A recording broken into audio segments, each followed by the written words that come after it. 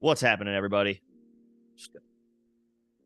Just gonna send the stream to our Discord folks.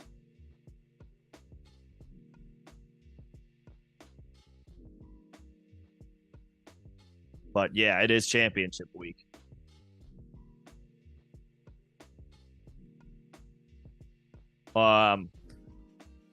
Yeah. I mean, it's unlikely that I would hope at this point most people do not have week 18 championships. There are probably still some leagues who have not switched over from week 16 as their default championship. Obviously, that still needs to happen as long as there are bye weeks, week 14.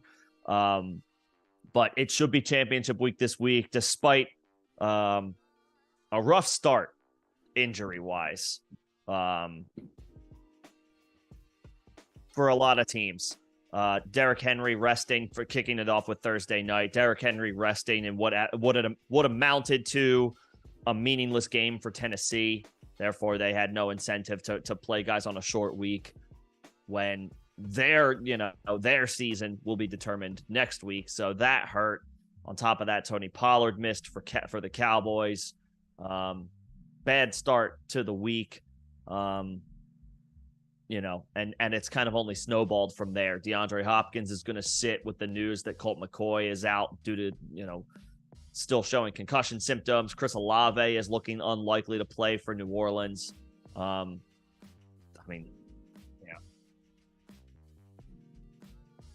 Kamara's going to play. I think Kenneth Walker's expected to go. Won a chip last week. Nice. Okay, so congrats. So one of those leagues that has not yet converted to a week 17 championship. That's true. We did talk to some people during week 14 where they were playing in playoff games, and dealing with bye weeks. So yeah, you might not have to worry about the mess of week 17 injuries if that was the case.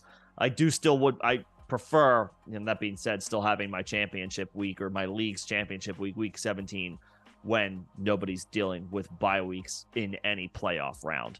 But that being said, congratulations if your league has wrapped up, if the championship is concluded. But still plenty of championships for people to play for and play through.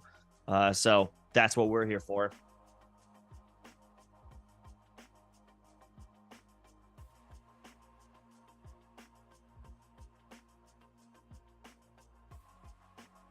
Sure. Yeah, no, of course, not to take away from it, but just something to think about. Just something to think about moving forward. But as for the rest of things to watch for this week, for those going into championship week, just taking a look at some of the different things that have some of the different transactions, and there have been a lot of them. That probably we already got to Alvin Kamara. You already know Lamar Jackson is not going to play. It'll be Tyler Huntley for another week against Pittsburgh. If you have Mark Andrews, I would bench him at this point. He's been terrible in the second half of this season, and has never scored a touchdown in his career against his Week 17 opponent, the Pittsburgh Steelers.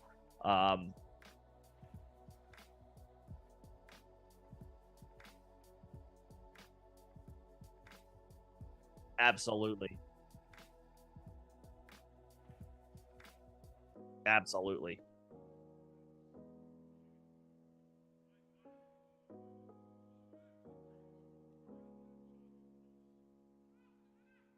Yup. Yup. Yeah, it's been rough sledding for Mark Andrews this year. I just mentioned Olave is still listed questionable. However, the Saints elevated Keith Kirkwood from the practice squad today. That just, to me, that's not a good sign for Olave's availability this week. So make other plans. We already know Jalen Hurts for the Eagles is listed doubtful. He's not going to play. It's going to be another week of Gardner Minshew. You can continue to fire guys up in that offense, although they will be without Lane Johnson, who is a big part of their success along the offensive line. So just keep that in mind. But they are at home. They should everybody in that offense should be fine or has an equal opportunity to be fine. Lots of guys out for the Patriots. Devontae Parker's out. Jonnu Smith is out. But Damian Harris is coming back. Ramondre Stevenson is questionable. I think he's expected to play. Yeah.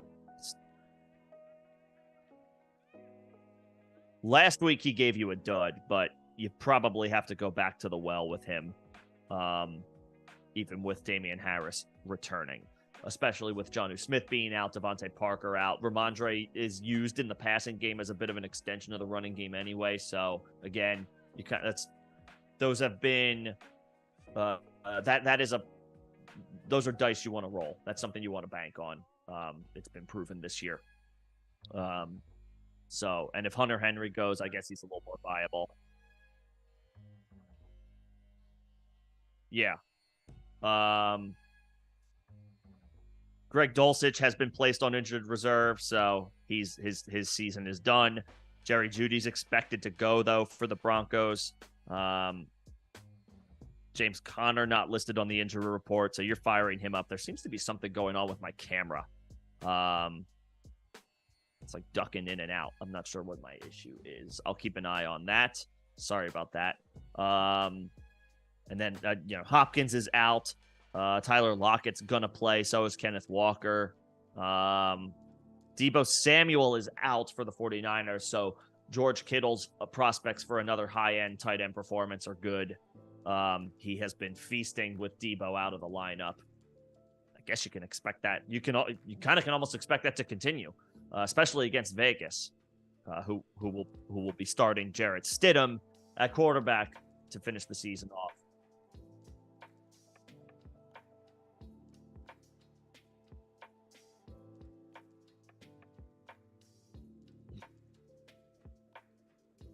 Yeah. They said we've had enough of your mediocrity.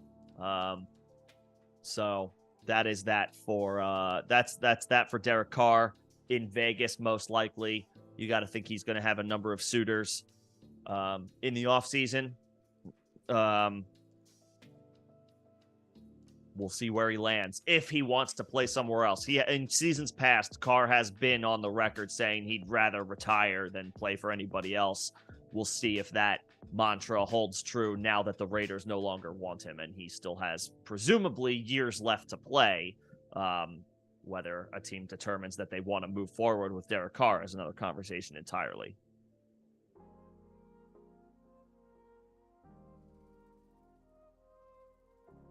Somebody, yeah.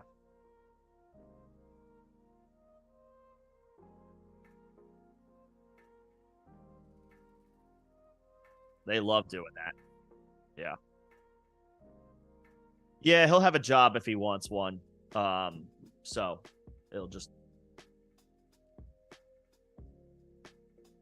Mm-hmm. Or you're just not. We're just moving forward without you. Yeah, I mean it is. They didn't plan that one well. Clearly. because now they have lots of money tied up to a 30-plus-year-old wide receiver and no quarterback. Sorry, Raiders.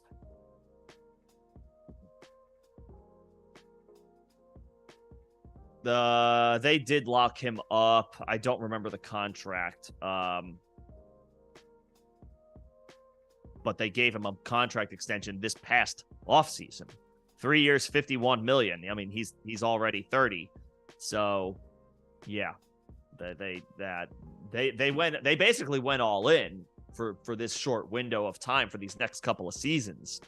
And now they find themselves presumably looking for a new quarterback. Yeah, the stars did not align on that one. Yeah, and he might just walk. So, interesting times in Vegas. They didn't plan that one. They didn't plan that one out very well. I think so. Those are probably, I think, some of the larger updates as it pertains to the players. And then, of course, for those of you interested, the college football playoffs are currently ongoing. TCU is up 21-6 over Michigan at the start of the second half. So the Horned Frogs are taking it to them. And then, of course, Georgia, Ohio State tonight. So we see people's questions. We will be sure to get into this. Again, this is our final Saturday stream of the season. Final start, sit, help of the season. We'll have an abbreviated start, sit stream as well tomorrow. I think I might be running solo for that one. So we'll have an abbreviated one tomorrow as well for those making last minute decisions or just want to come hang out for the final hours prior to championship week. So yeah, we can do that. Go ahead and go right into it. John is with us. I know there's a black screen, so we do have both of us today. He's toughing it out after a trip to the doctor. So appreciate you coming in and hanging out, John. So he'll yeah, right, but he'll be jumping in as he sees fit. But yep, let's do this. Damon, what's going on? Good to see you. Congrats on competing for a championship. As far as I know you've got a lot of studs at wide receiver. If I were you, I would just play the dudes in the best situation. And as awesome as Waddle has been, without Tua, he's not in his best situation on the road in New England. I would play your Bengals and Amon-Ra. I would just they have their quarterback in a potential shootout playing Buffalo, and Amon-Ra has been excellent, and now he's back at home in a very gettable matchup against the Bears. I would just play those three guys. Yeah, I would just do that. But good luck. Let's bring in one more win on the season, shall we? CXK, what's going on? As far as Waddle, is he still a must start? So the Jets have oh my God, who are the Jets playing? The Jets are on the road in Seattle. I mean, Garrett Wilson's certainly been boosted by Mike White. I don't know that I can sit Waddle despite the bridge. Yeah, if you have Jamar Chase and T. Higgins, sure, sit Jalen Waddle. But if it's between Jalen Waddle and then Garrett Wilson and Drake London, I don't think I can sit Waddle.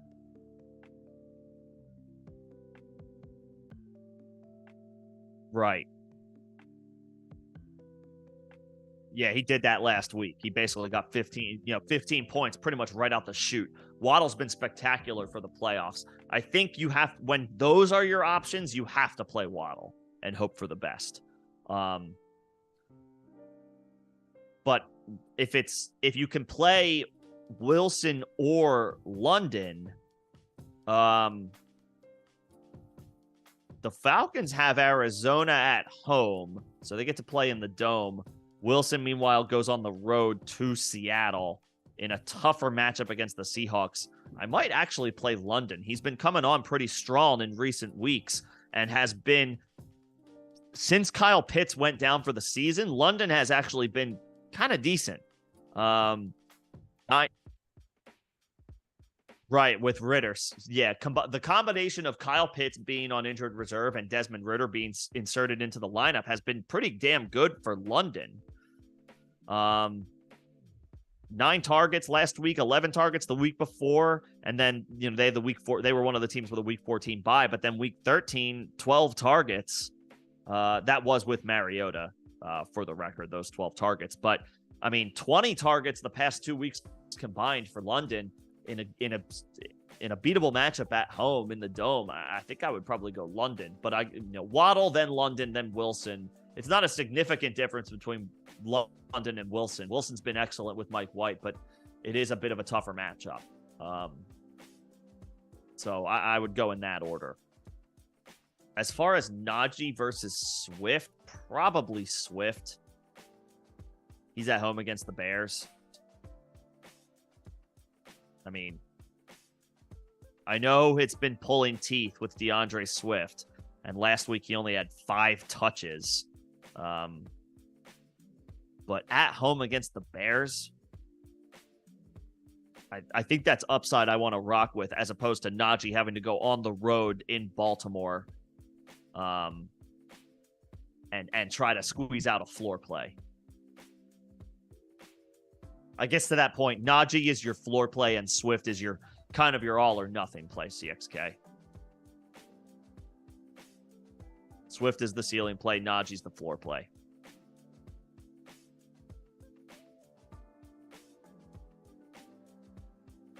So playing Swift, yeah. Yup. What's happening, Matt? Yup. No. It's a great matchup for Hollywood Brown on paper against Atlanta, and with DeAndre Hopkins out, you would think like, oh, maybe he commands a target share like he did the first 5 weeks of the season. But yeah, I mean, we're down to our 4th quarterback in Arizona right now. Not our 3rd, our 4th. Meanwhile, Dotson's come on pretty strong recently, and Pacheco he hasn't been spectacular, but he's been giving you floor plays. He's been giving you usable weeks. And against a broken Broncos defense that just lost, or just, let Baker Mayfield hang 51 on him, I'll take Pacheco and Dotson. Yeah, I'll take Pacheco and Dotson. Let's see. What else we got here going on? What's happening, Greg? Jaws, good to see you. Nemo, what's happening, Nemo? Good to see you guys. Greg, as far as your quarterback this week between Jones, Minshew, or Mike White,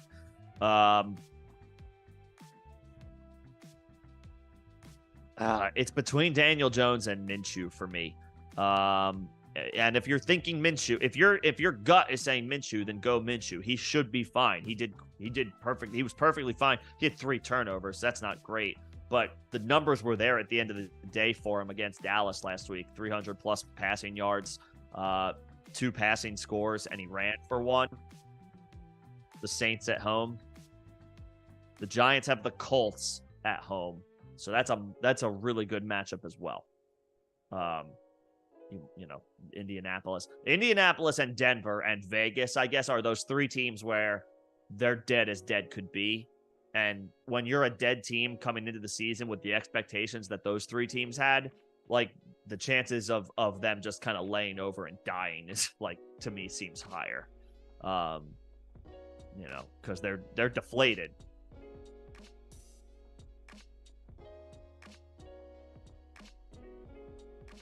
Yeah. Yeah. Daniel Jones has the higher rushing floor. Both matchups are about middle of the pack by the numbers.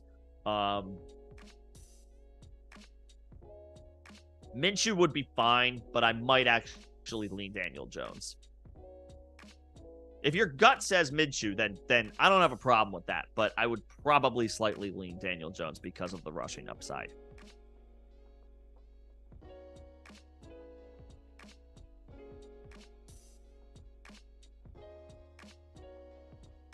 Weapons are much better. Yeah.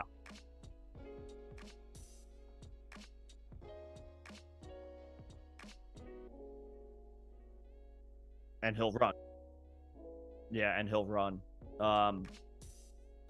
Yeah, probably slight lean to Jones. I don't mind him, I don't mind Minshew, though, if you're still thinking, like, in your gut, I want to go Minshew. But probably lean Jones. Interesting factoids. What's going on? Sutton, Rashad White. Sutton's an easy start against Kansas City. I wouldn't start Pittman with Nick Foles. Rashad White, Dobbins, Hubbard, or Pickens. Yeah,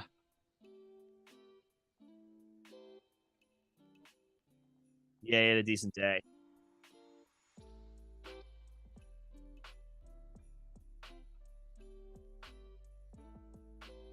Mm-hmm.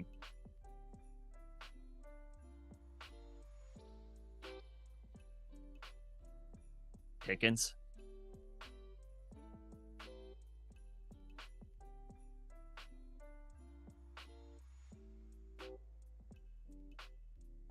Yeah.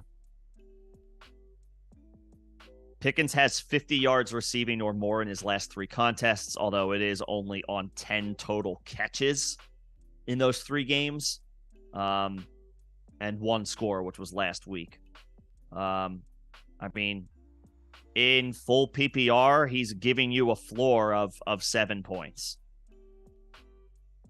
He's giving you a ceiling of anywhere from 10 to 15. So he's not going to win you the week, but he can give you that, like, supporting play that doesn't sink you, Judy is questionable but expected to play. He's expected to go. Yeah, Dulcich is done. Okay.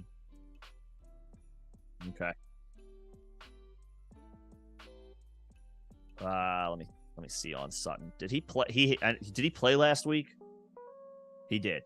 He came back from a 3-game absence, 5 catches for 64 yards. Yeah, I mean, you can go Sutton.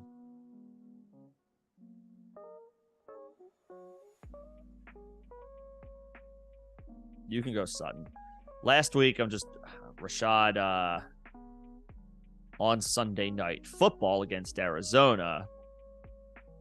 7 for 36, which isn't great. 4 for 17 and a receiving score is good, but that's, obviously you can't take the touchdown away. He scored the touchdown, but it's hard to bank on that every single week. Yeah.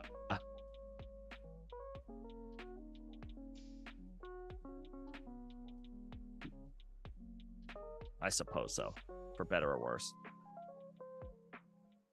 Yeah, Sutton and Pickens feels safe. Sure. Hill is tougher to trust for me this week on the road. Yeah, I don't know that I trust him there. I would probably just play Goddard. I would probably just play, especially in full PPR. Are we having audio issues with John?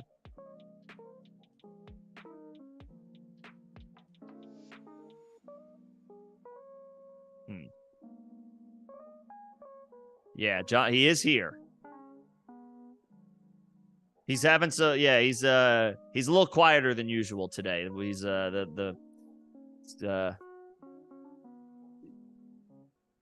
yeah. So, but yeah. Let us know if anybody else is having audio issues. Hopefully not. But I would go Goddard over Taysom Hill, especially in full PPR.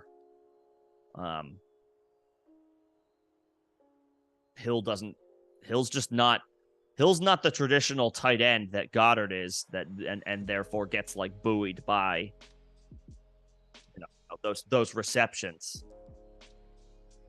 Shit. Okay. Yeah. And what the hell? Okay. Well, you work on that. Let me know how you're doing. Okay. John is here. Apparently, there are some audio issues with his audio, so he's looking at that. He's working on that. I'll continue to take the chat. While he works on that. Can y'all hear me now? Did that work? Did that help? Did it work? Yeah. Let us know if that worked. Yeah. Everybody. Now everyone's saying I'm on a different tech setup than I normally am because I can't get down to my basement. So, can y'all hear me? Dr. Muskie, you can hear me now? All right. He's on some medication, so it's gonna be quieter than usual.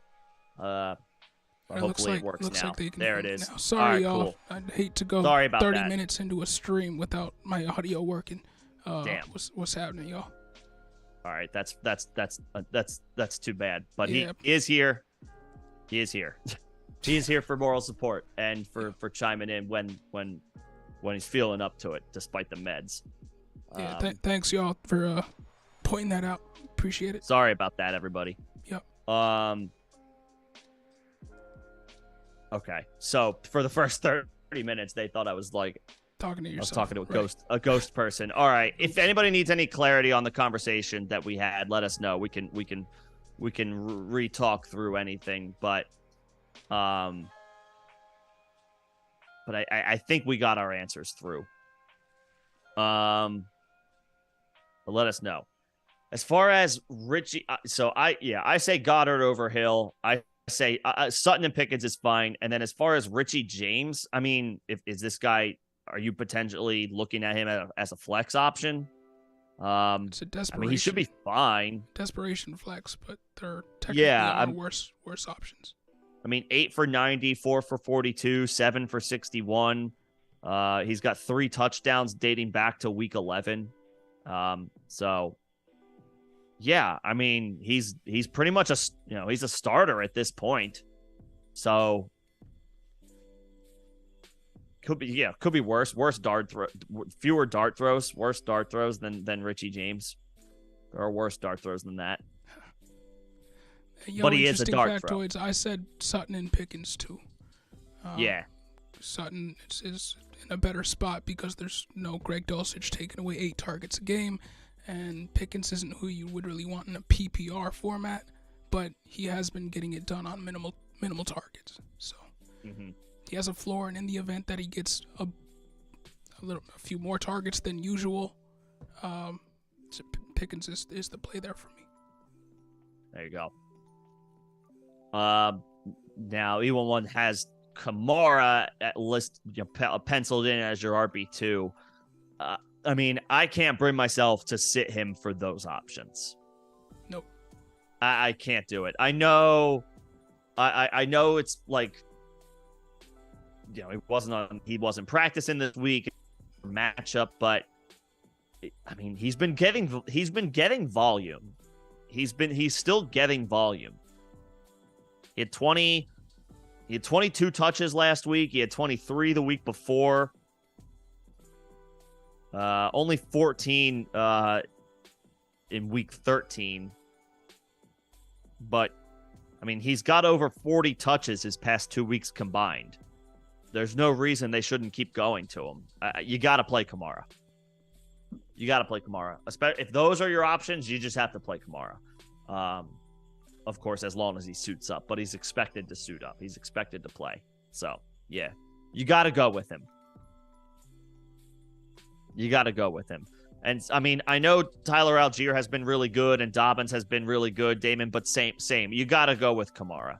He's got 40 touches his past 2 weeks and he's given you RB2 numbers. I think you just got to rock with him and hope for the best. What Algier has been giving you has been great. Yeah, you got to go back to Kamara because he has 5 seasons of top 5 production. Being that dude, yeah, I gotta give it to Kamara. Yeah, Mr. Curly Wolf. I mean, I don't trust David Blau at quarterback, and that's the problem with Dortch. I'd like Dortch as a fill-in if their quarterback was any kind of competent, but it's David Blau. Was David Blau the QB for a few weeks last year when Amon-Ra popped off? Yeah, and he was in on the Hard Knocks for the Lions too at the beginning. That's of the right. year. He was a hard knock hero. Yeah. Michigan just scored on a flea flicker. How do you like that?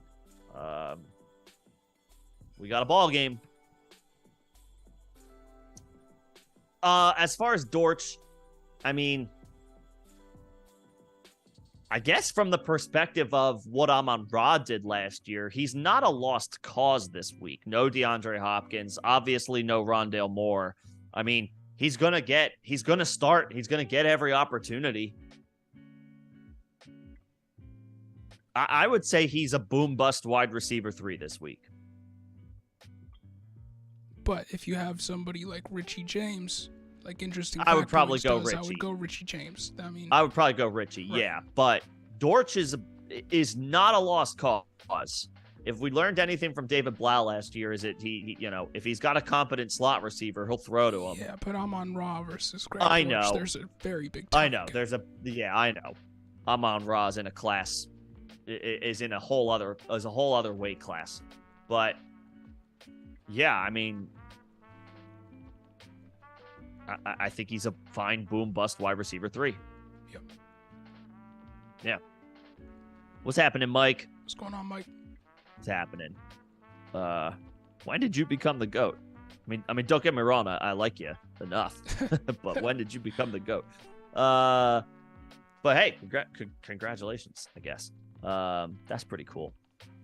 Oh, yeah, you got return yards for your running back. Yeah, so it's still Kamara. Yeah. The answer is still Kamara. Makes Patterson maybe a little bit more enticing, but I would still go Kamara. Kamara. Yeah. You look at their backup running back situation, it's bad. Kamara's going to be out there for a lot of snaps. Yeah, he has to be. Yep. He has to be. They can't keep rolling out David Johnson, who is a name that we are still mentioning in 2022. Well, the last day of 2022 anyway. I almost forgot to say Happy New Year's Eve to everybody. Absolutely, Hope everybody yeah. has whatever you're doing tonight. Whatever it is, hopefully it's fun. Hopefully it's safe. Hopefully it's a good time. Ring in the new year. I guess I'm a curmudgeon. I don't personally care about New Year's Eve. I'm like, rent is due tonight. Awesome. But whatever it is you're doing, whether it's a party, whether you're going out, hopefully it's a fun time. Or whether it's nothing, you could totally. For the past 2 years, I drank a bottle of wine by myself and played video games on New Year's Eve. So like, it's whatever. It is what you make of it. What video games? Now we got to get into that. Probably some Madden. Maybe a little. I don't know. Probably some Horizon. Some RPG was in there, yeah, and then maybe some. I don't know. Probably some Settlers of Catan on the internet. You know what I mean? Like some combination of those games. Could be worse. And yeah, about Dortch. I mean, like I said, he's gonna start. So I don't know if I can say he's a strong flex option, but he's definitely got viability this week for sure. For sure. He's the wide receiver 2 on a team that will be most likely playing from behind and be throwing a lot. So it's like, yeah, I'll take that. We got a Dino Stash question. I like Chenault out of those options. I guess. I mean, yeah, not Skoranek. Cooper Kupp is going to come back next year. They're going to try to find somebody, literally anybody else, to replace Allen Robinson on the outside. I don't think Skoranek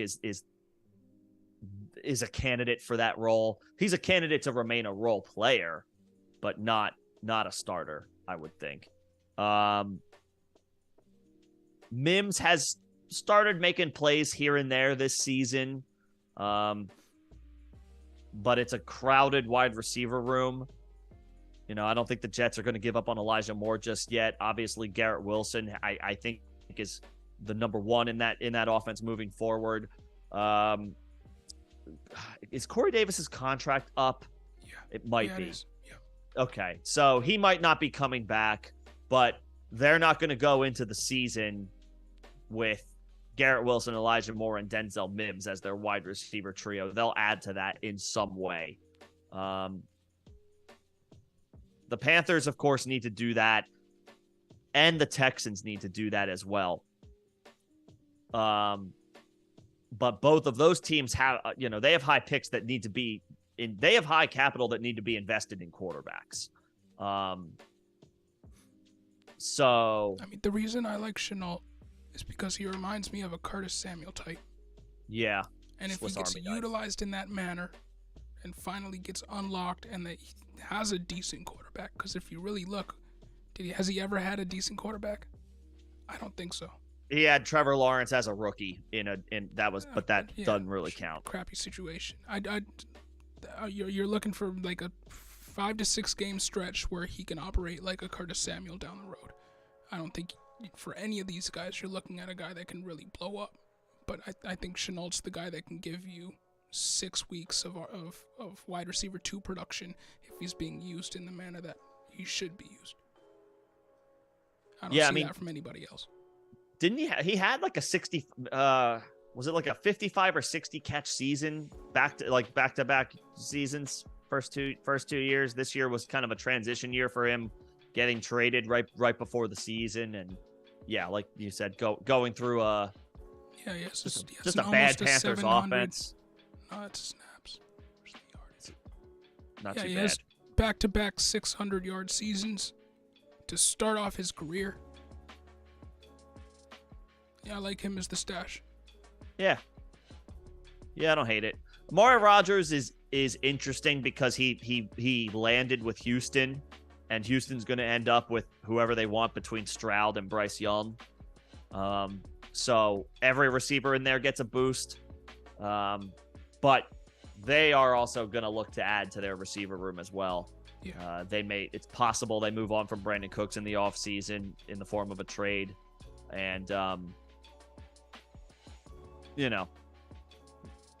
he's going to be behind Nico Collins and then whoever they bring in as far as potential free agents or draft picks. But wasn't Rodgers he was a second or third round pick? He'll be behind Nico Collins, but he'll also be behind John Mechie when he comes back. He'll be behind. That's right. He'll be behind Mechie. So I still think Brevin Jordan can emerge at some point. Sure. He's only 22 years old. Yeah. They got some guys there that will be playing over Amari. Yeah. They'll add some people in the draft. I mean, yeah. I can't Chenault is probably in Amari. Okay. Yeah, so Chenault, I can get on board with Chenault. I guess I might go Mims second, but I don't feel great about it. No. Chenault, Mims, Rodgers, Skoranek in that, or maybe Skoranek, Rodgers, on it. Yeah. I would probably go Skoranek, Rodgers. I'm not a fan of Amari Rodgers. Not a fan of Amari Rodgers. There you go. But Aaron Jones, I am a fan of. I would play him over Tyler Algier. I love Aaron Jones, Dr. Muskie.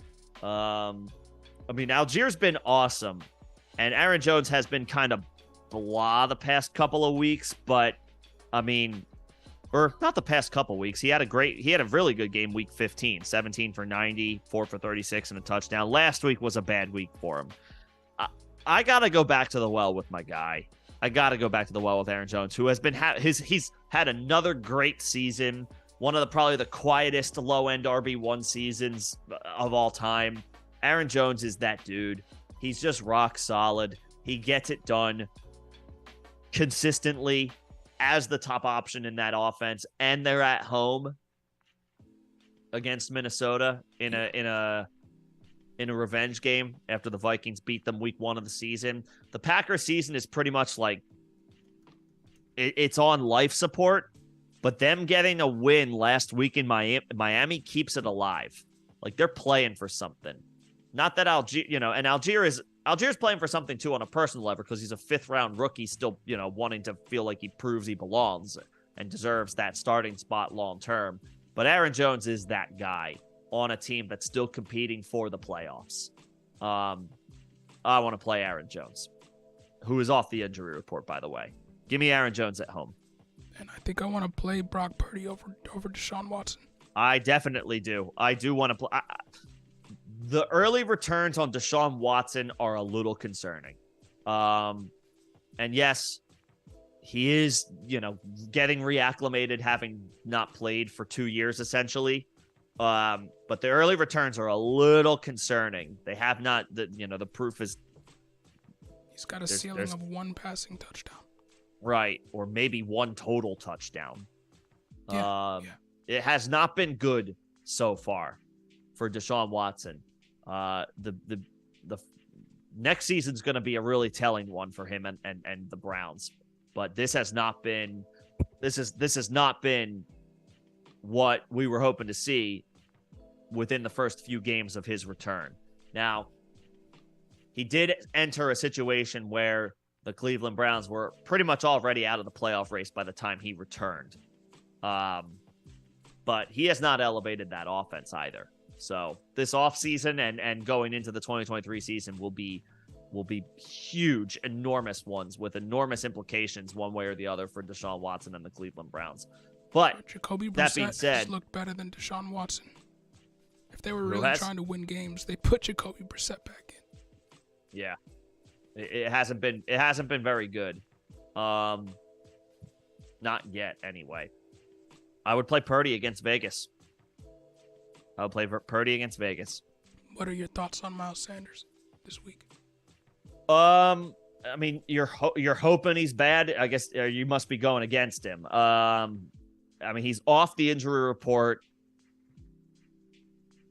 He's at home after the Eagles were on a 3-game road trip.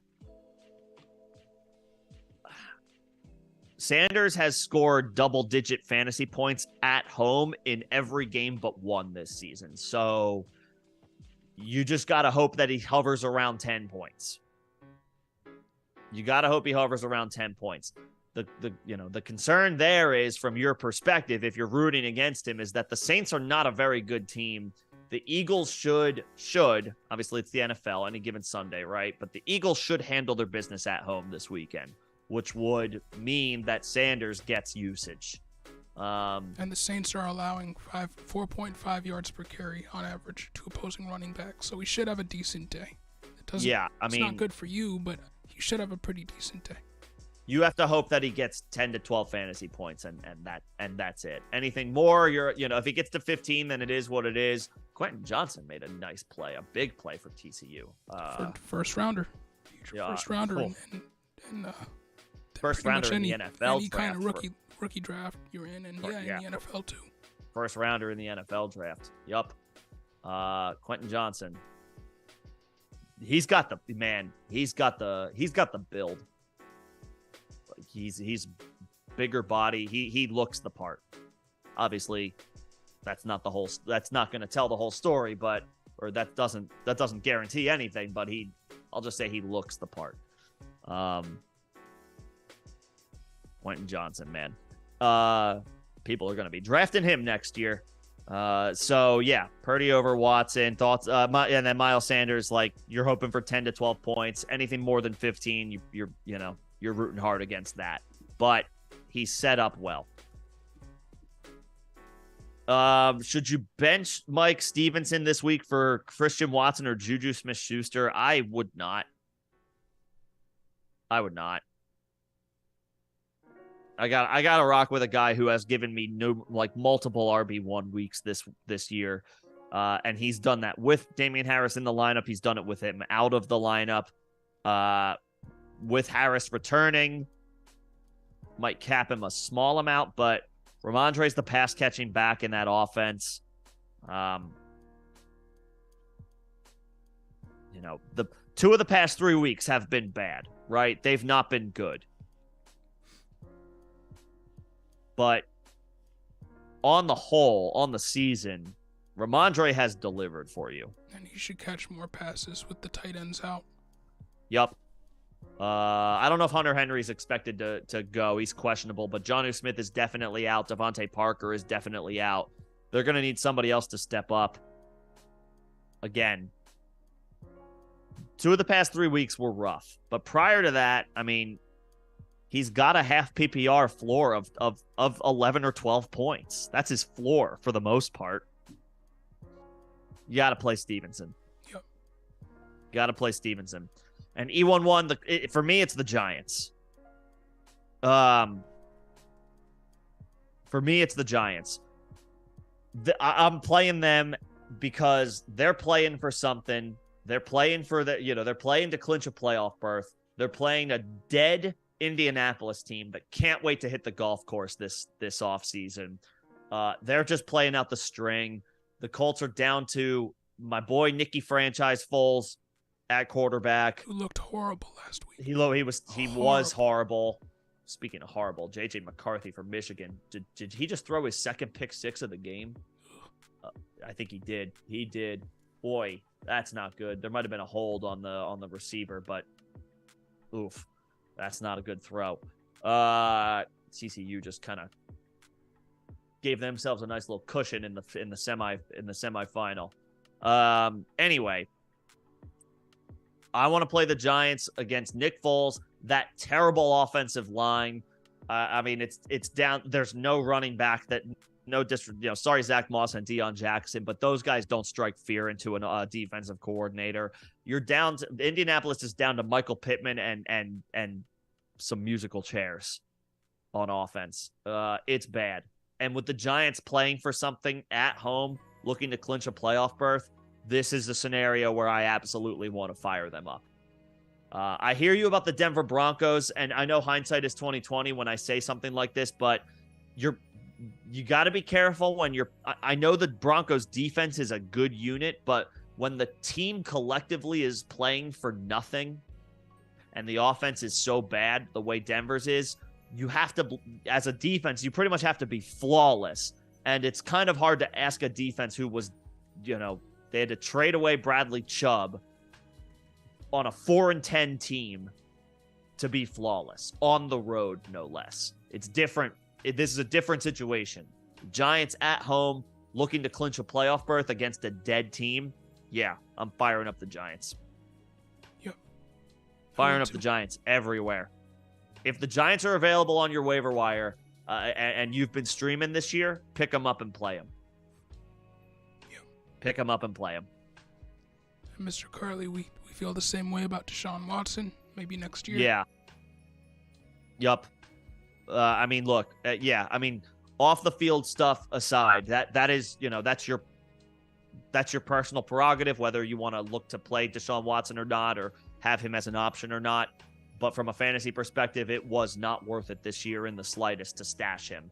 And, it's just a reminder. Stashing guys is a crapshoot. Some, like, whether they're injured or suspended, and, it might work out, it might not. And I know that's not exactly hard-hitting analysis, but the NFL has proven year after year you can't just bank on previous production when there are outlier situations like this. Sometimes it works out, sometimes it doesn't. I'm just seeing these questions come in. I just want to get to them real quick. I would go Eagles defense over Giants defense this week. Yeah, still play the and Michael Pittman's floor is exactly defense. What it was last week. Mike Pittman's floor is 5 points. Yep.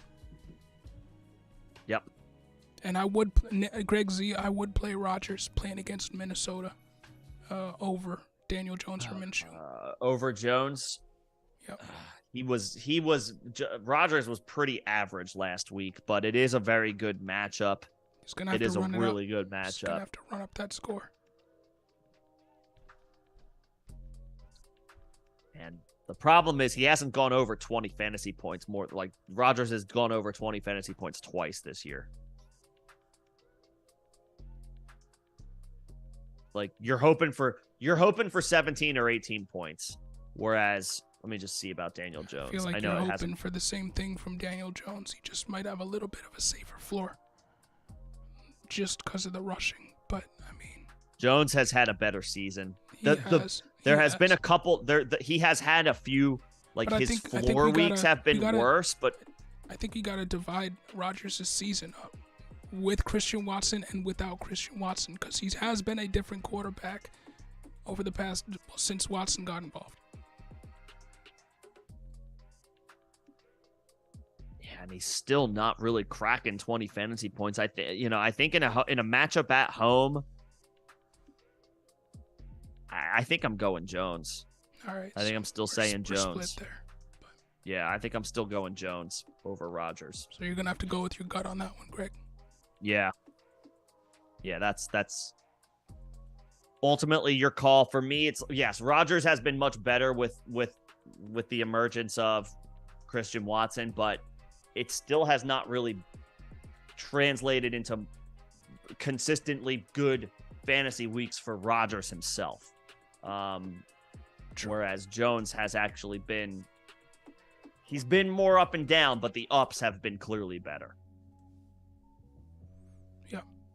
So it's up to that's down to your call. E11 Peoples Jones, Hodgins, or Higbee. Is it one of these three? Wants to please order, so we got to put them in order. Oh, please order. Sorry. It would be good if I read the whole thing. Let's see. Higbee exploded last week against the Broncos. The Rams get the Chargers this week, which means it's like the Giants and the Jets playing each other. They both play in SoFi, so I guess it's a home game for the Rams. I think I would go Hodgins, DPJ, Higbee. Higbee is on the injury report with an elbow injury. He's Hodgins has been very good over the past few weeks. Hodgins has been pretty good. I think I would go Hodgins first for sure. And then honestly, it's like Higbee and DPJ are kind of they're like 2A and 2B. And I would just edge DPJ because I'll go edge be DPJ. Utilized more downfield. So if something does DPJ is happen safer downfield for the Browns, I think I'd go edge DPJ over Higgins unless you're in a tight end premium situation. Sure. Plus Higbee's on the injury report. Yeah, Hodgins DPJ Higbee. That's fine with me. Yeah. That's fine with me. Yep, we got the audio stuff figured out. Sorry about that, everybody, but we have officially sorted through it. Yep. And thanks everybody, appreciate it. Thanks for letting us know. He's working on it. Didn't want to do be basically silent for 30 minutes of the stream. Right. But you're like, who is this random person that I am talking to that like nobody else can hear? Talking to your dog. Yeah, I'll Utley for the hard hitting fantasy advice. You already know. And he took it. Now he's napping, so sleeping on the job. But CXK I think has the next question here. Metcalf or London? Metcalf or London? Metcalf, I mean, I gotta go. Goodwin. I gotta go DK. Yeah. I gotta go DK. London's been good. Again, since Kyle Pitts has been put on IR and with Ritter being inserted into the lineup, London's been good, but I mean, this is DK Metcalf we're talking about. You got to roll the dice on him and the upside that he brings. And let's put it this way. He is going to see Sauce Gardner. Metcalf is going to see Sauce Gardner, but he's at home with Seattle's season on the line. This this playoff game is absolutely bonkers right now. It's just like huge plays after huge plays. There was a pick six, and then Michigan drove it down the field, and the quarterback, J.J. McCarthy, scrambled for a score. And now I missed who it was, but somebody I don't think it was Kendre Miller. Somebody just ripped off a big run for TCU, and now they're down on the 1 yard line. And Max Duggan sneaks it in for a touchdown. This is bonkers. Well, I hope you had the over for anybody who bet on this game. Yeah. Well, it's E11 with the important question: bourbon or scotch? I would go bourbon, yo. Yeah. There you go. And Destiny 2, I never played those games. I'm not a huge FPS guy, but I know it was made by the people that made Halo.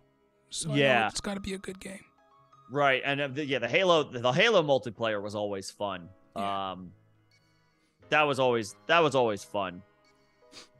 I played Destiny 2 briefly, and I don't remember being super into it. I don't know if I was paying attention exactly to everything that was going on, and maybe I don't know what happened there, but yeah, man, it's a very popular game. However you want to spend your New Year's Eve, and that sounds like As an introvert, that sounds like a good, fun way to spend the night.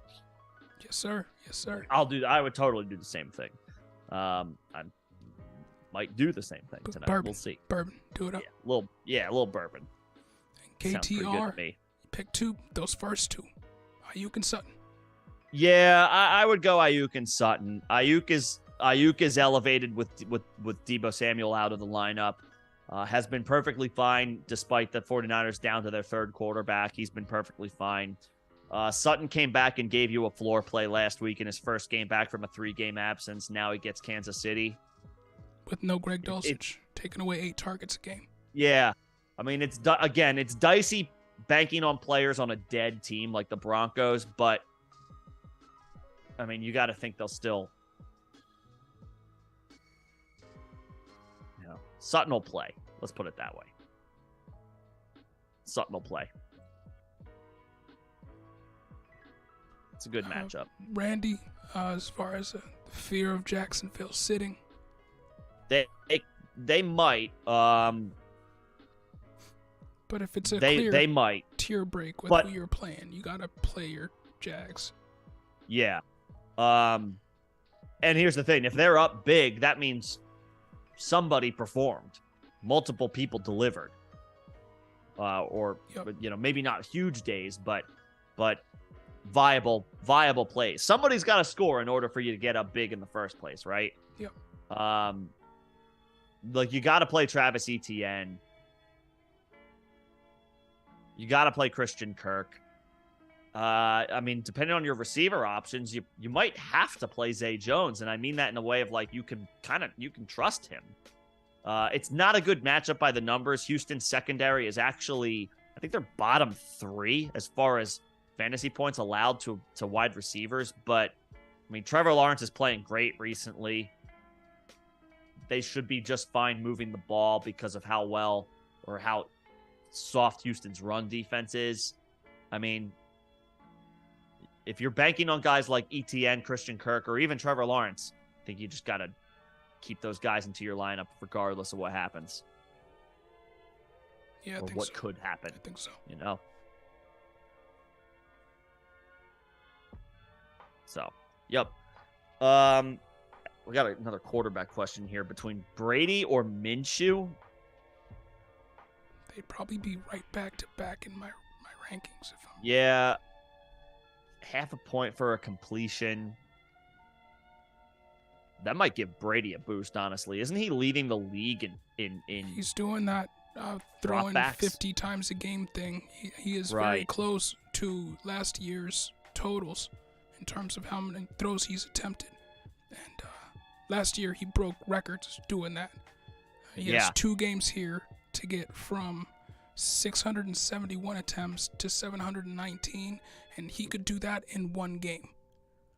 So yeah. I mean, he's leading the league in attempts. Wow, Michigan just scored again. Okay. So everybody left their defense at home. This is nuts. This game is bonkers if anybody else is watching it. Brady's the way to go over Minshew. That is at least his second of the game. Yeah, I would probably go Brady because of that 0.5 per completion because he's leading the league in attempts. Let me just bank on the floor that Brady brings a floor to the table with that statistic, like a strong floor. He's down at the 2. But yeah, I think I would go Brady based on that. Minshew's close though, but I would probably go Brady. Yep. And John, you already alluded to the Mike Pittman floor. Yeah. It's 4 or 5 points.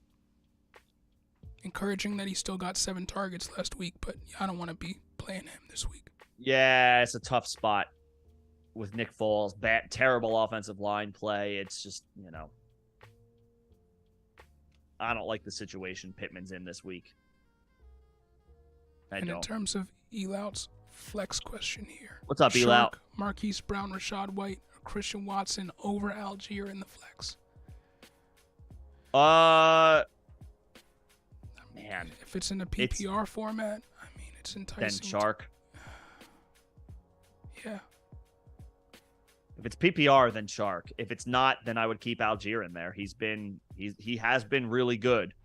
I'm not playing him over a guy like Aaron Jones, but I'll play him over these other guys. And I think I would put Knox in over Njoku this week just because the matchup, what the teams are playing for, it's going to be a shootout for the Bills. And Knox has been on fire for the past few weeks. Yeah, he has. I mean, Njoku's been solid. But you don't want right. You don't want solid for your fantasy championship. You want the guy that's going to get you the most points possible, and I do think that is Dawson Knox this week. Njoku bottomed out last week. 2 for 14. So I was thinking of his game against Cincinnati, which was like 2 weeks ago. So that's my bad. Plus it's a bad matchup by the numbers for Njoku. Yeah, I would roll the dice on Knox. I would. Yeah, and he's come on strong a little. He's come on a little stronger recently. So, yeah.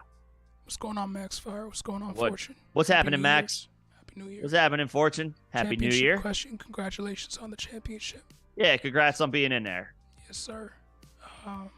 Watson, Chark, or Deontay, or DJ Moore, because he has that below.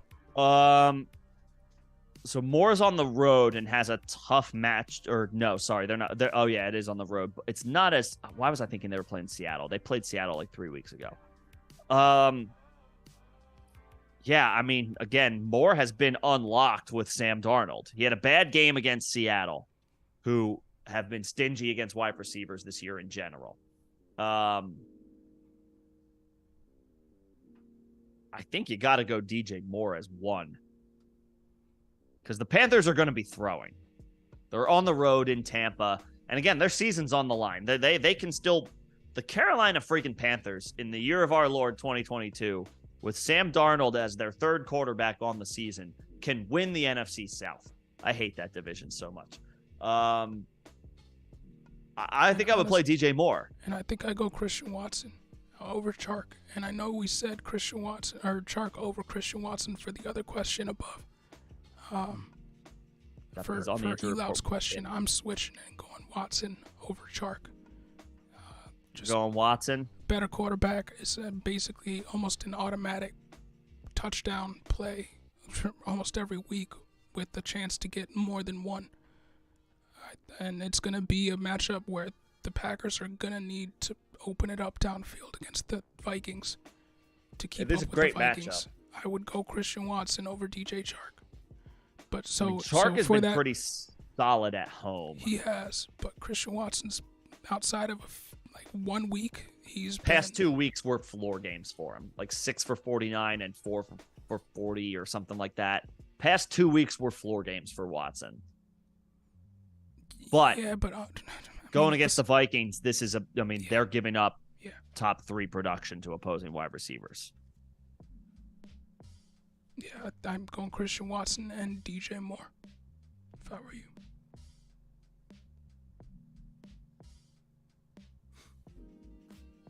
And interesting. I guess I'm okay with that. I'm okay with taking that chance. I'm just double checking DJ Chark. I mean, Chark, 3 of his past 4 games. Yeah, Watson's getting a few more targets. Chark is just making the most of what he's been getting the past few weeks. 4 for 108 last week. Only 1 for 18 week 15. That was against Sauce Gardner. Oof. Whoever Sauce Gardner was on. I guess it was Chark. But anyway, 1 for 18. Not good. But week 14, 6 against these Minnesota Vikings. 6 for 94 and a touchdown. 5 for 98 week Minnesota 13. Vikings matchup and not the player. Because sure. It was obviously the matchup that made him get more targets. I think the answer is he's been Christian good. Watson. Yeah, he's been good in other matchups as well. But I know, but you get my point there. I mean, he had his best game against the Vikings. Right. I think and Christian that's who Watson's Christian Watson's playing this week. Yeah. At home, sure. And interesting factoids, I don't do New Year's resolutions. My New Year's resolution, I'll tell you what, and I don't know if you've done this before. On Friday, I had my first ever professionally done full body massage, and it was incredible. So I don't know, maybe some more self-care in 2023 for me. There you go. That was the I first guess time I've my- ever done that. Like I I don't have back. I had one once, and it didn't go well. It didn't go well. No, what? What? The person was a sports massage therapist, and she killed me. Oh, well, that's not good. Oh man. Yeah. So I went to. It was like a Thai. It's like a Thai spa place. It was immaculate, to be completely honest. there you go. So there's because I don't have pain to your level in your back that I know you've dealt with, but I do have some knots from having to lug heavy equipment around over the years for when I was working in news. That stuff stuck with me, and like I'm definitely still sore, but I can't even feel it. So I don't know. That'll be my New Year's resolution. Admittedly, I don't really do them a lot either, but I'll do some extra self-care. There's my resolution. No, the massage therapist did so good of a job of massaging my back that it released all the toxins in my muscles all at once and physically made me feel sick for about a day. Jesus. It was wild. It was a wild experience. I don't even know how that happens. And apparently it happens when you get in like a car crash because of the whiplash from seat belts. Jesus. And it can kill people. It's called ribdo. Look it up if you want to. But yeah, Ribdo. My one full body massage almost killed me. So there you go.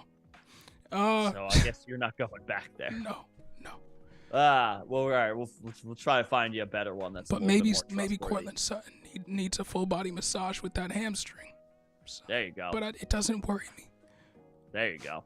It doesn't worry me. I think I'm still playing. Is he on the injury report? I mean, Judy is, but he's expected to go. I don't think Sutton's on the injury report. I think he came off the injury report. He's off it. We're good to go. Off the injury report. I mean, yeah, it's for all the marbles this week, right? There's no tomorrow. Just fire him up. Yep.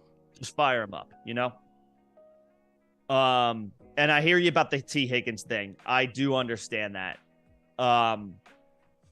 I understand the concern there. I can't even say like, oh, that's not going to be the case tomorrow because we literally saw it play out with T. Higgins earlier this year. I gotta think though. I would say come back tomorrow and maybe we have a better idea. Maybe he can get a little bit more clarification on that. But right now, I would pencil him in. I would say, yeah. I mean, when you're 4-10 and you're absolutely dead in the water, there's no reason for you to mess around with players that can still be a part of your future. If he's good to go, if he's off the injury report, like traditionally speaking, that player plays. They do. I would think they would just if Cortland Sutton was dealing with anything whatsoever, or the Broncos had any amount of pause in a season that is already over for them, or that has been long over for them, then he wouldn't have played last week. And now he's fully off the injury report. I think we can go with him. Yeah. And Jaws, I really can't speculate on who's backing up Javonte Williams next year. It is completely up in the air. Yeah, I mean, it could be Mike Boone. They could bring somebody else in. I can't see Mike Boone ever being more than the RB3 on a team. And I think the Chase Edmonds, has passed us by a little bit. I don't see him reaching the ceiling that we ever thought he was going to reach. So it's a huge question mark. I can't say anything definitively. They could draft somebody. Right. Well, actually, they don't even have any, or Denver has no draft capital. What am I saying? They traded it all for Russell Wilson. Yeah, I mean, I guess it could be those guys, or they could they'll look for an undrafted free agent, still there right? Too. Could be him. Could be who? Marlon Mack. Could be Marlon Mack. They could bring Latavius Murray back if they decide they Josh want Jacobs. to. They don't have the money for that. Yeah, I know. They don't have the money for that. They'll bring in an undrafted free agent who costs pennies, but they like it after the pre-draft process. Yeah, that is a total crapshoot. And then of course with Javonte himself, it's possible he's not himself to start the season. I would bet on that. I would bet on but that. He could be a decent long play, though. Those situations played out this year, I would bet on him not being ready by week 1. Yeah, but it could be like keep the long view in mind with him, and maybe he's a J.K. Dobbins type where he doesn't give you much for the first 10 weeks of the season, but then he finds it again, or he's healthy again, like later on in the season. Yeah, I would play the long and game Lucius, with Javonte Williams. Thank you very much for the super. We did. We got. Thanks, Lucius. Appreciate it. Dotson's been great though, so he's. I think he's gotten like 8 targets a game for the past few weeks, but I just feel like Ayuk's ceiling is higher. That was also definitely with Heineke in there. Did Dotson do all right with Wentz last week? I think he did. He did do well. He did quite well. 6 for 76 and a score. Man, Dotson's past 3 weeks, honestly, because he's scored touchdowns in 3 straight games. Both games against the Giants, and then last week against San Francisco. But I would go Ayuk over him. But I would. I mean, Ayuk's. No Debo. Like Ayuk. I like Ayuk. Ayuk's been a little bit more up and down. Believe it or not. 5 for 81 last week, 2 for 19 the week before. But again, that was against Seattle. Seattle's pretty ruthless against opposing wide receivers this year. Man, there is an argument for Dotson.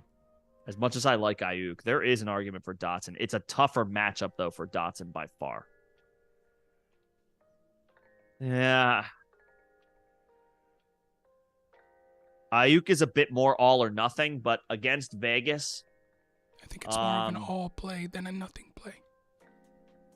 I would go Ayuk. Ayuk is more of an all or nothing play, I would say, than Dotson.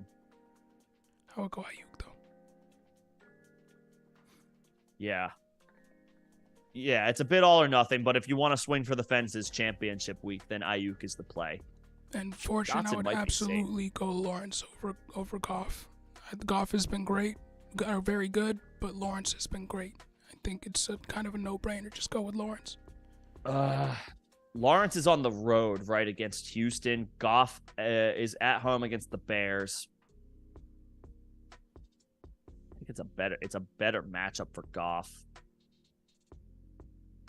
It's a worse matchup for Lawrence by far, to be honest. Yeah, but I mean, he's getting towards that. It doesn't really matter what the matchup is. He's gonna roll.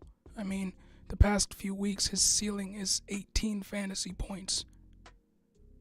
And that was against the Jets, right? And his ceiling is 33. I'm playing Lawrence with a floor of 18 and a ceiling of 33. Yeah. Goff doesn't have a ceiling of 33. I know it's a better matchup. I'm playing Lawrence. It is a better matchup for Goff. I'm playing and Goff the much better at player home right now. I know all those other ancillary things are there, but Lawrence has been great regardless of the situation, whether he's at home playing against a good or a bad team. Like, it doesn't matter. He's been a floor of 18 points. I think that's where I'm going. Lawrence. I think we're split. I think I might say Goff is a little bit safer. He's safer. I mean, he's safer. I don't even know if he's safer. 18-point floor. What's safer than an 18-point floor over the past 5-6 weeks? Goff, I mean, past 3 weeks. So we're split there. Yeah, Goff the past 3 weeks has been good. I mean, I'm not taking anything away from Goff, but Lawrence has just been better over the past 6 weeks. Just got a bigger sample size of putting it all together. So I think I'm going Lawrence. Nick's going Goff. You're going to have to make that decision. Quentin Johnson just took a little, crossing route, 76 yards for a touchdown. Quentin Johnson Johnson's going to be good. Has the build of a Robbie Anderson, but he had the play style of Chase or a Jefferson. It's wild to see. Yeah, he's just bigger. He just took a little crossing route behind. Was that behind the line of scrimmage? 70? No, it wasn't behind the line of scrimmage. It just wasn't for very many yards at first, and he just cut that upfield and just took it to the house. Quentin Johnson's going to be very good, guys. And very good. Anyway, Fortune, we are split on the QB QB slots there. Talk to Deshaun Watson about a massage therapist. I like that. Points. Tim Shields, sorry you lost in the semifinals by such a minimal amount of points. Sorry, I'm Tim. with you. I lost too because of Gerald Everett. So shit happens. Everett goose egged, yeah. Yeah. That sucks. Sorry you lost by such a minimal amount of points. But we'll get back to it next season. It's just like those are random, like what are you gonna do, right? It comes down to the small little things. Like next year, maybe he hits on that pass. Maybe Eckler doesn't take all the touchdowns, And I think I would go DPJ. E111 if there's no return yards or anything counted, just go GPJ. And he's been rock solid, actually, even with Deshaun Watson kind of struggling in his return. DPJ has been just fine. I think last week wasn't a great week, but the prior 3 weeks he had hit double-digit half PPR points. So, yeah, give me DPJ. Just full disclosure, my painkillers are running out. I'm gonna need to go and get some pretty soon. Oh, okay. So I don't know how much longer I'm gonna be able to stream here. Got you. Well, we're closing in on the end of the chat. So we can plan to wrap this up if there, and we'll continue to take questions as they roll in. If John has to cut this short, because he's recovering. I can of course take questions in the Discord. I will have a stream. I think John's going to take tomorrow off. I will have an abbreviated stream, probably from like 11 to 1, something like that, or tomorrow for some last minute start sit help. So I will be available tomorrow as well. But we will finish off this chat for sure. And we'll start. That starts with Lewis's question about the defense. What's going on, Lewis? I mean, my first question is, are the Giants available? If they're not, then I would play Jacksonville. Chargers got a good matchup too, but Jacksonville's got a better unit, I think. So Jacksonville's playing better. I think they're playing better right now, and they're playing Houston. It's just that's an offense I want to target. I mean, the Rams are nothing scary with Baker Mayfield either, but they did just hang 51 points on the Broncos. They're not going to do that against the Chargers. I feel confident in making that call. They're not going to drop 50 on the Chargers. But I'll play the Jags. Yeah. Houston is just anemic on offense. The Jags too, though, Lewis. But thanks, Max Fire. And I would play Kamara. I know it hasn't been great, and I know you could say that about Judy, but right now one of them is still on the injury report, and one of them got taken off, and is gonna get all the work that he can handle. It's gonna be Judy tough. also exploded in that game. I'm pretty sure Sutton missed that game. Yeah. While I'm perfect. I like Judy just fine, even with Sutton back. Judy's not likely to catch 3 scores with Sutton back in the lineup. Max Fire, I would not play Dortch over those other options. Just play Pickens and Dotson for the championship. I would play Pickens and Dotson. I like Dortch this week, but like as a boom bust wide receiver 3, not over those guys who are.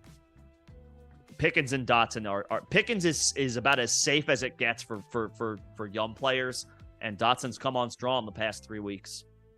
Yeah, past 4 or 5 weeks, really. Well, honestly, he was hurt, and then he came back. But in the beginning of the season, he was scoring touchdowns too. So he's been good whenever he's on the field. Whenever he's on the field, pretty much. Yep. Pickens and Dotson, not Dortch. And What's up, Quinn? Tim Shields, I do think that Jefferson goes over 95 yards because hasn't he done that in pretty much every game this season? I feel like he's almost automatic for that. Jair Alexander earlier this week. It's been, that's been the talk of this week leading up to this matchup is the Packers didn't shadow Jefferson with Jair Alexander, and he absolutely scorched him. So I don't know. I guess Jair's trying to hype up his. He's trying to, he's probably trying to hype up the matchup, hype up his defense, hype up his guys, get ready for a big game, a huge game. Pretty much the Packers season is on the line every week at this point. They're not mathematically eliminated.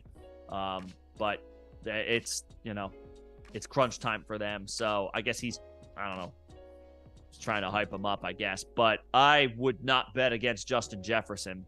Let's put it this way. If I went on my way to bet the under on Justin Jefferson receiving yards, I would literally be uncomfortable the entire game.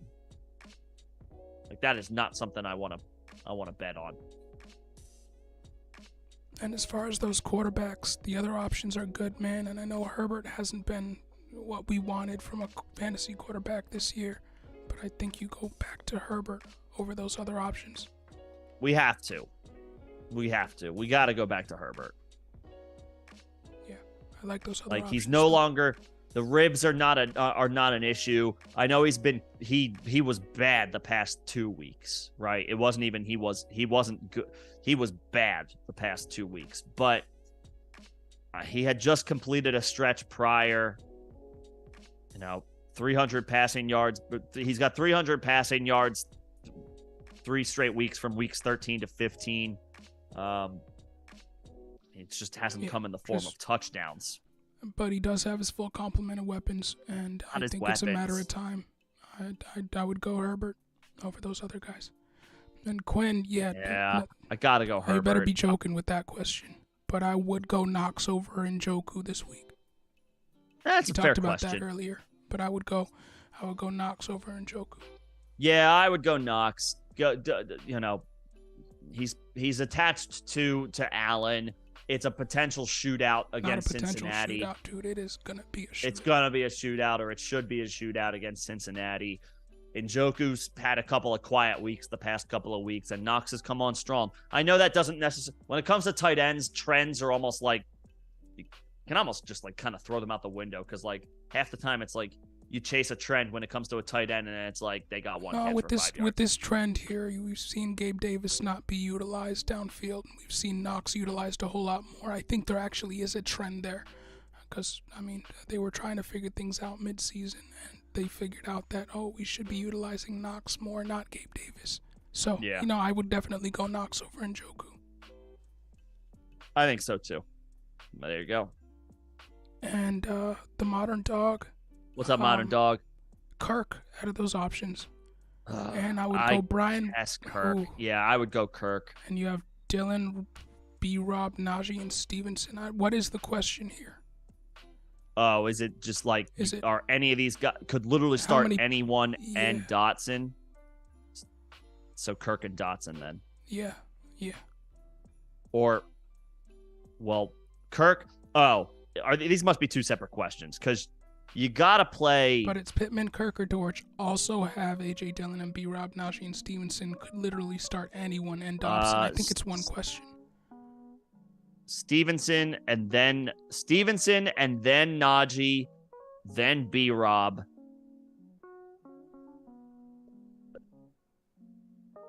Stevenson, then Najee, then Kirk, then B-Rob, then Dillon, then Dortch, then Pittman. Like Pittman, I have. It's hard to trust. Yeah, I'm a little. There's a lot of moving parts here. You can start like any 2 of these guys or any 3 of these guys. We'll come back to that one. But Quinn, you're starting Algier over DJ Moore and Terry McLaurin. Terry, I guess, is fine. DJ Moore is a tougher sell. I would go with Algier. It's close, but I would go with Algier. Just safer floor and does have boom potential. I think I would go with Algier there. And I define greatness. Hard time sitting DJ Moore. McKinnon or Pacheco. If you're in any sort of PPR league, you're going McKinnon. It's got to be McKinnon. In full PPR, it's got to be McKinnon. In half PPR, it's probably got to be McKinnon too. Yeah. If it's standard, then Pacheco. But any other situation, it's McKinnon. Not even close. Yeah. But yeah, half for full PPR McKinnon. Standard, then yeah, I'm fine with going Pacheco. 2 RB, 3 wide receiver, and 1 flex. You got to lead with that, bro. Yeah. No, it's all good. Najee and Stevenson. Right. Kirk, Dotson, and you got to start a third receiver. I would have to go Pittman, even though I don't love it. And then you would go Pittman over Dortch. I might actually go Dortch. At least Pittman did get 7 targets last week, and I guess they're both in similar situations. Right, one's just a better player, so I gotta go Pittman's Pittman. Better. All right, yeah, that's fine. And as your wide receiver 3, it's like, all right, fine. In that flex spot, I would go B-Rob. Yup. No Antonio Gibson. Washington gets Cleveland. It's a good matchup. And Max Fire, good luck with all those rookie wide receivers. They've been good all season, so hopefully they do it for you this week.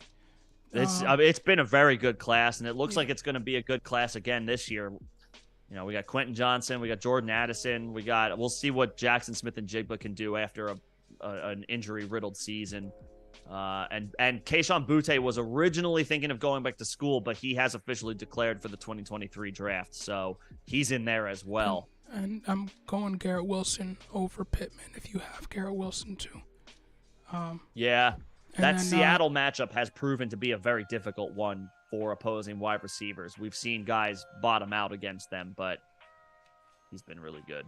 Yeah. And then Goddard or Ingram. Ingram is on absolute fire right now. I would go Evan Ingram. I can't believe we're here, but I think I go Ingram. I mean, that is a wave I certainly can't ignore. Because Hurts isn't playing, I would go Ingram. If Hurts was playing, I would go Goddard. But you have to make that distinction there. So I mean, past 4 weeks, 8 targets, 10 targets, 15 targets, 7 targets. You know. Yeah. Chase that. It's been a little all over the place, but ultimately, you would take those results in all 4 matchups. And I would go Kenneth Walker, Montgomery, and Algier. Let's see, where are we at? Right, the question right below. Walker, Dillon, Montgomery, Algier. Yeah, everybody but Dillon. Yeah. Walker, Montgomery, Algier. Yeah. And then. You would play. Oh, yeah, I would play Wilson over Pittman. Yeah. Yeah, because at least he's got Mike White. Pittman's down to Nick Foles. Sorry, Nick Foles, but it was putrid last week, and I don't think it's gonna get any better this week. And I really do need to wrap this up here, but I also do want to talk to y'all about what's going to be going on here over the foreseeable future. I know we still got 2 questions there, Tim Shields and the Joker. We'll get to those in a sec, but as y'all know, if y'all been paying attention or just tuning into the streams, I've been both under the weather and dealing with pretty significant back injuries for the past month, and I'm gonna have to get pretty serious back surgery, so I'm gonna be out indefinitely pretty much for the foreseeable future here. So this is gonna be my last stream here for quite some time, and Nick is gonna be working to bring somebody else in to take my spot here as one of the people that's talking to you multiple times a week. It sucks on multiple levels here, but I do gotta do what it takes to get back to being able to walk, because right now I do have a broken back. So I really do appreciate everybody that has been tuning in with us over the past 2 years. It's been fucking awesome, to be honest with you. I hate to go out like this right now, but it is what it is. But I know that you're gonna be in good hands with Nick giving you fantasy advice over for the foreseeable future. And I know he's gonna bring somebody else in who's gonna do a good job of being able to help you guys out with anything fantasy related. And hopefully you will be hearing from me again. But I just wanted to be transparent with y'all, because I'm not gonna be live streaming or making videos for the foreseeable future here. But I really appreciate all the members. Really appreciate everybody subbing. And yeah, I just appreciate y'all greatly. And I mean, this journey that this channel has been on for the past 2.5 years, it's been really fucking cool.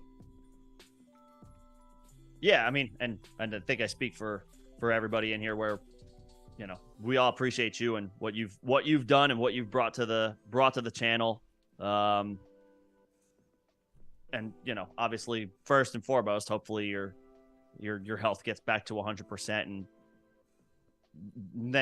then we take it one step at a time from there, right? You just got to get right first. Yeah, and that's there's multiple levels. Got to get through the surgery, then I got to get through recovery, then got to get whatever through physical the rehab therapy, is. and then yeah.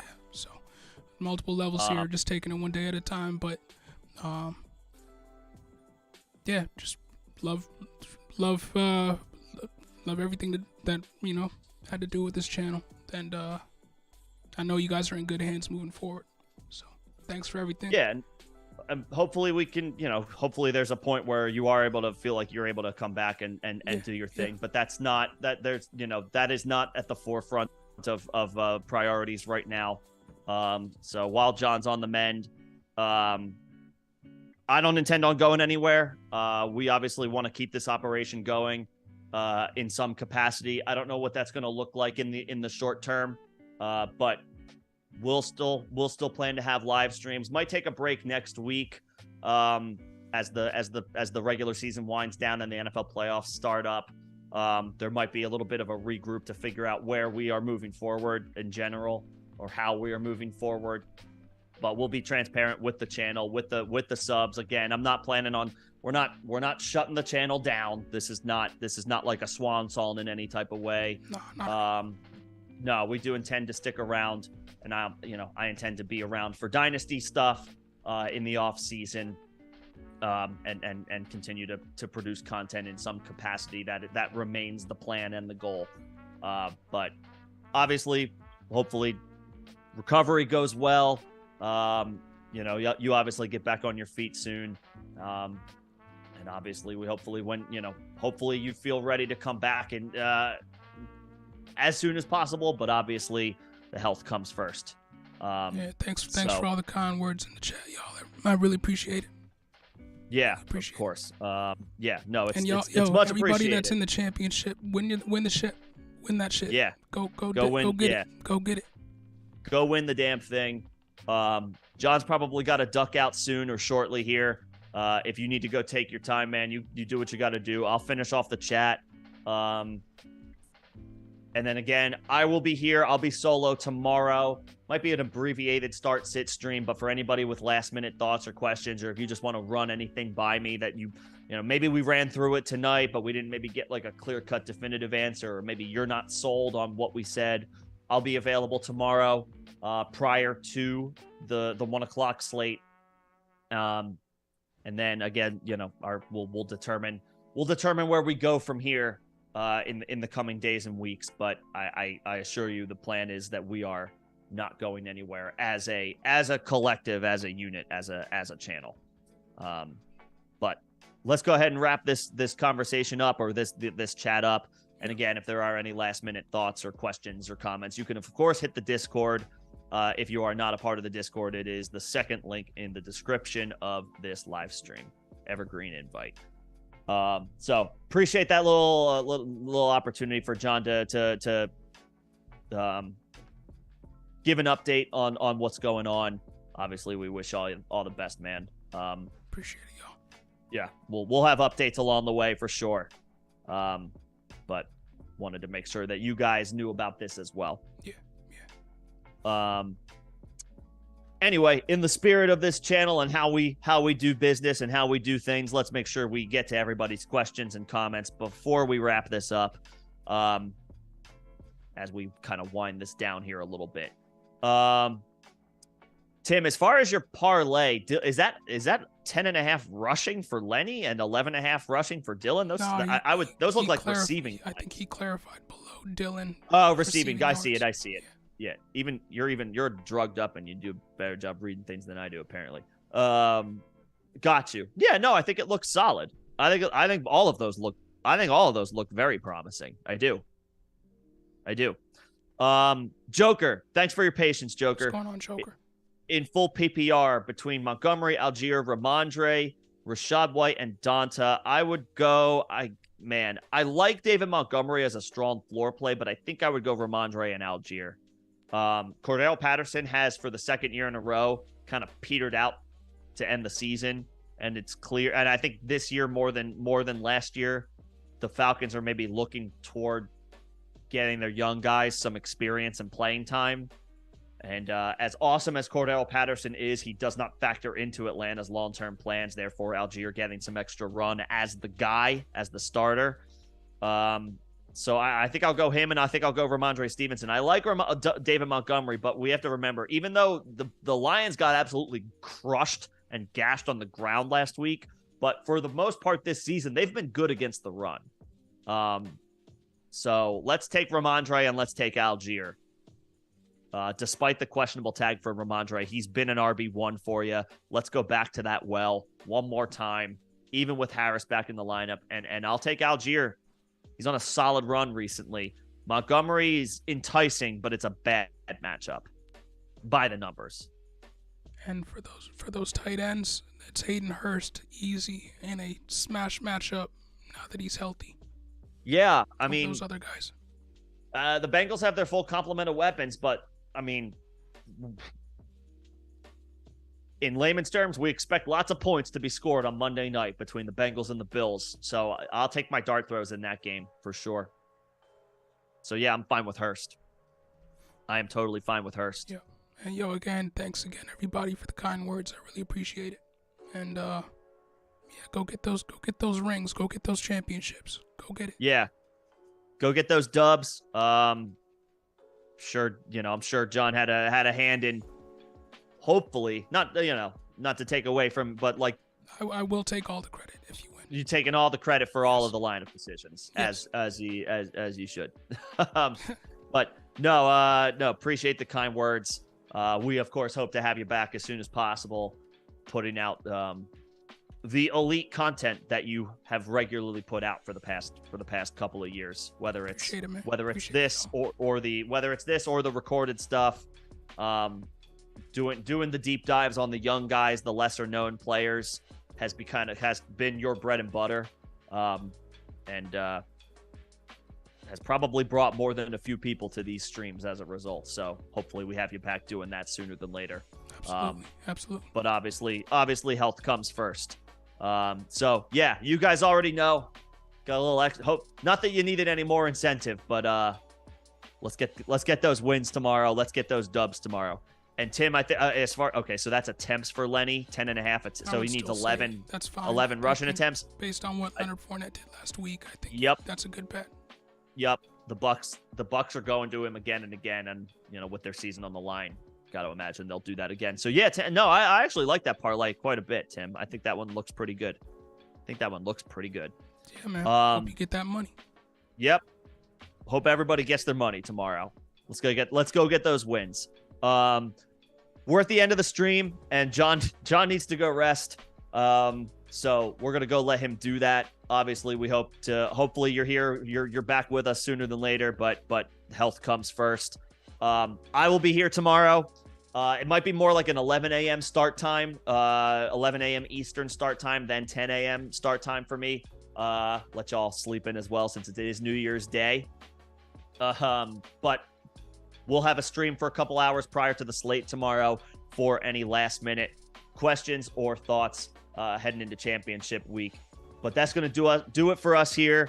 Again, we're not going anywhere. In some capacity, we will still be bringing you content through the off season, and I'll be back tomorrow. Questions that come up tonight, you can throw them in the Discord if you're not in there. Second link in the description of this video. Everybody, enjoy your New Year's Eve. Enjoy ringing in the new year, however you intend to spend it, whether you're going to a party or whether you're going to sleep by 9 p.m. Hopefully you guys enjoy your New Year's Eve festivities. Johnny, really quick. No, if it's an injury-filled roster, don't celebrate yet. Any given Sunday, man. 2 years ago, I was the 1 seed, And I swore after Saturday, like after a couple Saturday games, I was a layup to go to the finals. And my entire team laid a complete egg, like top to bottom. And I lost by like 5 points to an inferior opponent. I mean, kudos to them for getting it done, but it's never over until it's locked up and set. So until that final whistle blows, man, for whatever your final matchup is or their final matchup. I mean, yes, it's always great to feel like you're in the driver's seat, but let's wait to pop those bottles, right? Yep. Pop your New Year's Eve champagne bottle tonight. Pop the victory bottle hopefully tomorrow. But let's keep those, let's keep those. Let's keep the vibes going as far as like it ain't over till it's over, right? Don't upset the fantasy gods. Don't upset the fantasy gods, right? But obviously, good luck. We of course hope that everybody gets those chips, and of course enjoy your New Year's Eve festivities. Absolutely, I'll see y'all tomorrow. Everybody go and get some bourbon. Do it. Yep. Do it up. All right. Do it up. Greg, put your question into the Discord. Any thought for? I'm shutting this down. Yeah, I would go Fournette. Or no, sorry, go Algier, Greg. I would go Algier. He's been on a tear. There you go. There you go. Everybody have a great night. And, yep. Yeah. Good luck. Good luck in those championships. Good luck on those chips. I'll see y'all tomorrow if anyone has any last minute questions. Thanks, everybody.